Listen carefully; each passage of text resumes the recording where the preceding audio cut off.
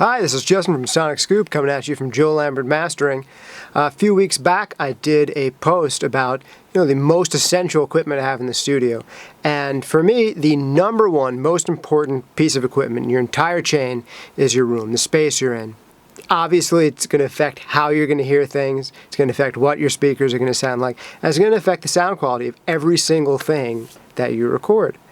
So a lot of people are interested in making their room sound better. I get a lot of questions about this.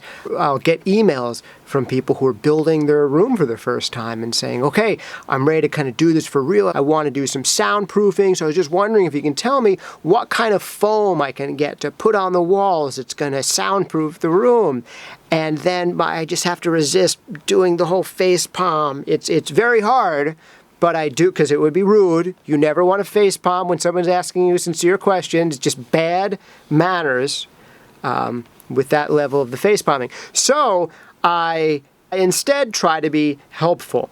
And the way to be helpful is to kind of educate people. And, this is not something that we learn in high school, how to soundproof a room. But I will say there are a lot of misconceptions about it. So I want to kind of demystify some of this. There are two broad categories we're going to be talking about. There is soundproofing and there is acoustic treatment. And they're two very, very different things.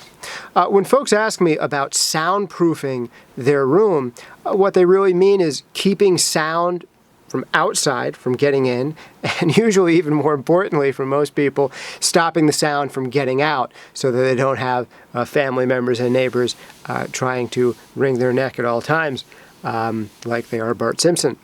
So that's one, soundproofing. Then we've got two, acoustic treatment, and that is making the room that you're in sound better, getting rid of things like flutter echo, resonances, bass buildup, room modes and nodes, and I'll get into those ideas in just a second.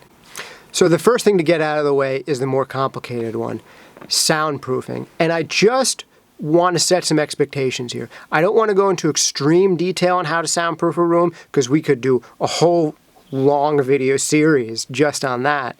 But I do want to give you a sense. Really, the only way to soundproof a room is to add mass.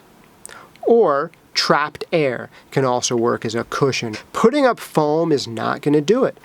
For example, if I put some cloth in front of my face, in front of my mouth here, you can still hear me talking pretty well. You might lose a tiny, tiny bit of high frequency with the cloth in front of my mouth, but it's not a huge, huge disparity. On the other hand, if I put my hand in front of my mouth, all of a sudden, you're probably hearing me much more quietly, and we're blocking off sounds much lower down in the spectrum. Right? If my hand's in front of my face, it's not just the high frequencies. We're starting to block out more and more. As I add more and more thickness, we're blocking out more and more sound. That's the same principle with soundproofing a room. You need mass. Foam is only going to stop high frequencies from bouncing around within your room. But guess what? Your wall behind the foam, it's already blocking those high frequencies anyway. Adding foam to it isn't really going to block any more. All of the frequencies below a certain point are still getting through that wall. So what do? Well, the most simple thing to do would be to take one layer of drywall and add another layer of drywall to it. And that could be helpful, but that's not really enough. What you really want to do is make sure those two walls are decoupled from one another so that the vibration isn't going from one wall into the other and just continuing onwards. Thickening a wall, it can help a little bit, but really not enough. So the ideal here is to build a room within a room. So if you have a piece of drywall here, you're putting another piece of drywall next to it with an air gap. If you've got a ceiling, you're dropping a false ceiling below it. On your floor, you're floating a floor above it.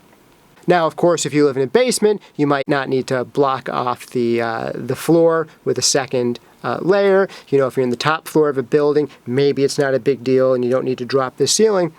But that's the idea. You're building a room within a room. And as much as possible, decoupling these walls from each other. That way you have extra mass and trapped air in between.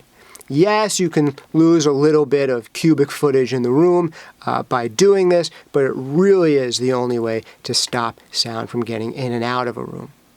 Now, of course, there are better and worse ways to do this. Some materials are great at blocking sound. I mean, if you have a wall that's made of brick or cinder block, I mean, that's fantastic. If you're using drywall, one thing you can do is you can have the two pieces of drywall, but even better, you can have a double piece of drywall here and then a single piece of drywall here with some trapped air in between. The double piece of drywall and the single piece of drywall will have different resonant frequencies, which will actually help block more sound from getting in and out. It's a bit more of a advanced idea, but two pieces of drywall of the exact same thickness, it's just like two drum heads tuned to the exact same frequency. They vibrate together. But if you have two different walls of two different thicknesses, say a double wall and a single wall, they don't vibrate at quite the same frequency, and that can help with soundproofing even more. But that's the basic idea, building a room within a room. There isn't really a half-assed way to do this. You've kind of got to do all or nothing to get decent results. But with that said, another thing you could do, if your walls are already nice and thick, is you can focus on your weakest points. Because a soundproofing job is only as strong as its weakest points. I mean, think of this. You're standing outside of a club. All the doors are closed. All you hear is maybe some bass getting through that club. As soon as someone opens the door, oh my goodness, it feels like you're in the club. I mean, it's crazy loud. They shut the door, and you're back to just hearing nothing but bass again. Same with a car, right? Someone's blasting tunes in the car. You hear nothing but the bass. They open their door. The whole thing comes gushing out. They close the door. You hear nothing but bass again. That is because sound is kind of like water, right? If you fill up a jug with water and you poke a hole in the bottom, the water is going to come right out of that hole. You poke a hole in the side, the water is going to come out of that hole. Sound is the same way. Anywhere sound can go, it will go. So if you have nice sturdy walls, but you have a very thin window, sound can get in and out of that window. If you're like some apartments here in New York City, you might have decent plaster walls, but there's a door going out into the hallway, and that door is practically made out of two pieces of cardboard, and you can hear voices right through it. Upgrading that door with a solid core wood door, or if the frame can support it, a steel door filled with sand, something really thick, making sure there's no air gaps around that window or door, that can help. And these are things you want to keep in mind when you're doing your own soundproofing job. If you decide to go the full Monty and really soundproof, that your soundproofing job is only going to be as good as the weakest links. I have a couple of articles detailing how to soundproof a room. I kind of sketch out plans, ways of doing it, and one of my friends and a fellow writer and editor, Blake Madden, actually picked up one of my articles and used it to build an entire room for rehearsing with his band out in his place in Seattle. And he wrote an article about the experience of taking just someone else's article and building a room based on. I was surprised that it worked, but it did. So I encourage you to check both those out. You can find links for them below. One important thing to remember when you're building a room within a room is you want to allow for appropriate ventilation. Otherwise, if we're really making something airtight, which is what works well for soundproofing,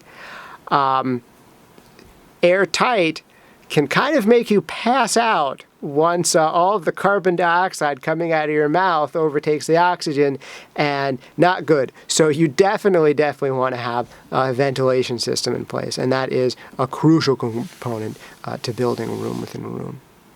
So that's soundproofing. How much does it cost to do a job like this? Well, it depends on how do-it-yourself you are, how much you have to rely on outside contractors, but I would say at the bare minimum, a couple to a few $1,000s will help you build out a room and get a reasonable amount of soundproofing. If you're looking at just doing your weakest links, your windows and doors, maybe a few $100s per window or per door at minimum may help you if you can't do a full build where you are.